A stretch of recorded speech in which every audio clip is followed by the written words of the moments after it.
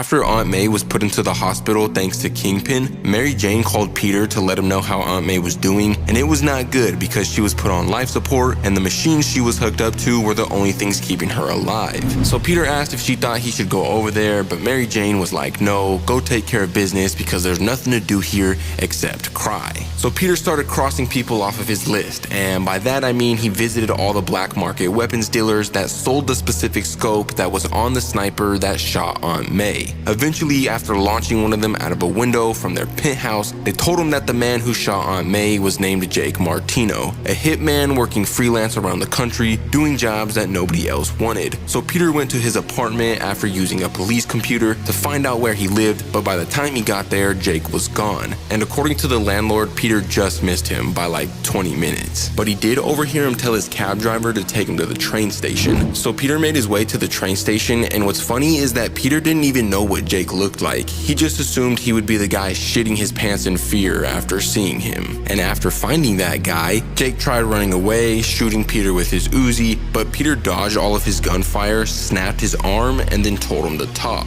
to tell him who hired him to kill Aunt May. And he probably would have, considering how much cock-a-poo-poo was in his pants after Peter told him that he was gonna kill him, but then he was shot by some dude that was covering for Kingpin. So Peter threw a little spider tracker on him and then followed the ambulance that escorted Jake to the same hospital where Aunt May was in. Shortly after that, Jake passed away because his injuries were too much for the doctors to handle, and Peter visited Aunt May where MJ told him that she wasn't gonna make it because now she was in a coma. This fueled Peter with even more rage than he already had, so he followed the tracker that he put on the guy who killed Jake, and when he found him, he realized that Kingpin was behind all of this because the guy who killed Jake was on the phone with him. So he took the guy's phone and Kingpin was like, "What can I do for you, Mr. Parker?" And Peter was like, "Oh, here's what you can do for me. You can die, you fat sack of shit. And I am not fat phobic, but it's okay to call someone fat if they try killing your aunt. Always remember that." But before he could beat the ever-loving shit out of Kingpin, Peter had some business to take care of. First, he had to scare the crap out of the guy who shot Jake, because yeah, he wasn't directly involved in killing Aunt May, but he did try covering it up for Kingpin. So he scared the shit out of him, told him to spread the word that if anyone ever goes after Peter Parker and his family again, they're at the bottom of the food chain and they become his prey. And then he had to go visit Aunt May again because her condition kept getting worse. So he did a blood transfusion with her, giving her a bunch of his blood in hopes that it would make her body strong enough to fight back and wake up.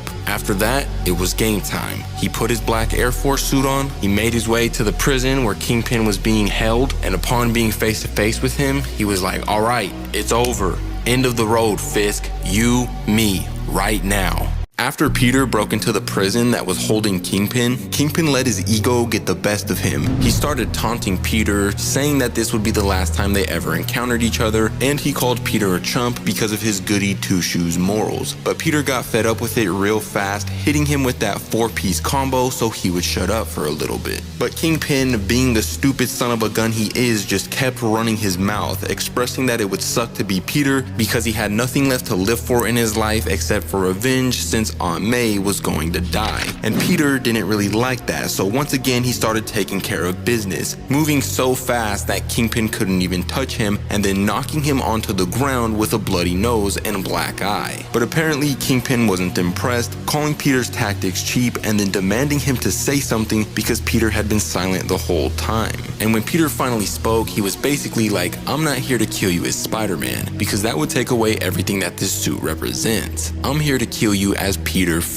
Parker." So he takes off his mask and the entire top half of his suit and then just blitzes Kingpin with a rage that we rarely ever see from him. And I mean, he just absolutely dismantles Kingpin, decking him across the face with a left hook, picking him up over his body and slamming him into the ground, and just going harder and more forceful with every blow that he dishes out until hitting him so hard that his body went flying across the prison. After that, Peter had some trash to talk, stating that Kingpin was a laughable likable villain because he didn't have any real powers. He couldn't fly, stick to walls, or do anything. He was just a fat guy with an attitude, a balloon waiting for a needle to pop it, and Peter was that needle. Kingpin got so mad after that he gave fighting back one last effort, but Peter effortlessly dodged his attack and then knocked him back onto the ground in his own puddle of blood. His injuries were so severe that he literally couldn't even get back up when Peter demanded him to, so Peter grabbed him by his titty skin, pimp slapped him across the face 10 times, and then acted like he was gonna kill him by filling his insides with webbing, but in the end he let him live because he wanted his death to be a slow burn. He wanted Fisk to live with the embarrassment of being beaten for a while, but promised he would come back and finish the job once Aunt May was dead. After that, you could tell just how weak and embarrassed Kingpin felt because he told all the other prisoners to look away from him and then pretty much did the walk of shame back to his cell. But things weren't over yet for Peter and MJ because they were still living the nightmare that was watching Aunt May fade away. The money they had to take care of her hospital bills was quickly running out, and it looked like they were gonna have to say goodbye soon. So after Peter dog-walked and embarrassed Kingpin in prison, he went back to the hospital to visit Aunt May, where Mary Jane informed him that they were quickly running out of money to pay for her medical expenses since they didn't have insurance. And eventually the doctor assigned to her case told them that if they couldn't come up with the cash, then they'd have to move Aunt May to the charity ward, which is basically like the crappier section of the hospital where she would have less of a chance of living. And Peter wanted nothing but the best for Aunt May, so he told the doctor that he was gonna go visit a friend who was rolling in dough to help with the expenses. And of course he was talking about alcoholic Elon Musk. I mean, Tony Stark.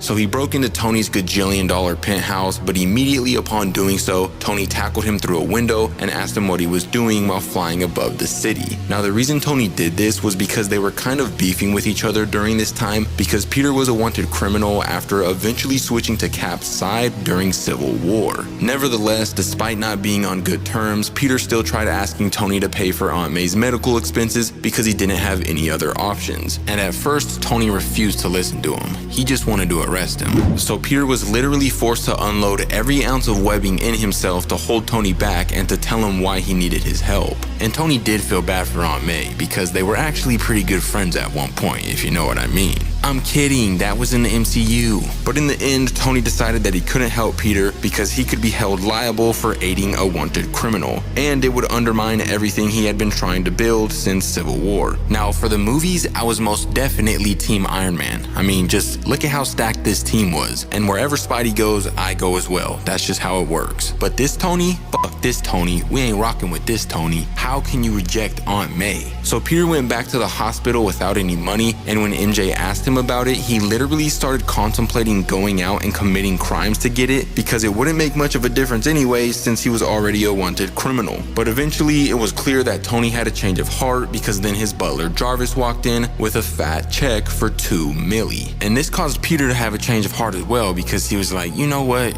Aunt May, she lived a good life, you know? Ice water captain, aim it at your cap, man. I'm joking. Obviously, Peter gave the check to the hospital, but eventually he was given another reality check by the doctor who expressed that yes, they'd be able to keep Aunt May alive for a long time now, but she still wasn't well enough to come out of the coma because there was like barely any activity in her brain. So all that money was pretty much for nothing, and Peter was forced to make the hardest decision of his and Mary Jane's life, which was making a deal with Mephisto, because this deal would ensure that Aunt May lived, but also make the entire world forget who Peter Parker was, thus ending his marriage with MJ. It was a really hard decision for them to make, and Peter would even have nightmares about it, but eventually they went for it because Peter felt it was his fault that Aunt May was in the hospital in the first place. And what made this decision even harder for them was that Mephisto actually showed them the daughter they would have had if they chose to stay together. So yeah, it was a pretty sad ending, but at least in the end, Aunt May was given a second shot at life. Anyways, if you guys like this video and you want to see more content like this, let me know in the comments down below.